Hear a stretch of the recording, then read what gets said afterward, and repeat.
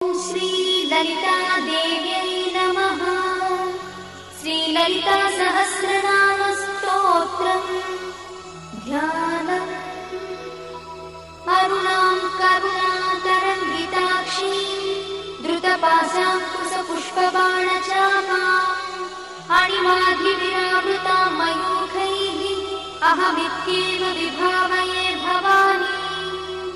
ध्यायेत् पद्मासनस्थां विकसितवदनां पद्मपत्रायताक्षीं हेमाभां पीतवस्त्रां करकलितलसद्देव पद्माम्बराङ्गीं सर्वालङ्कारयुक्तां सततमभयदां भक्तनम्रां भवानी। श्रीविद्यां शान्तमूर्तिं सकलसुरक्तां सर्वसम्पत्प्रदात्री श्रीमाता श्रीमहा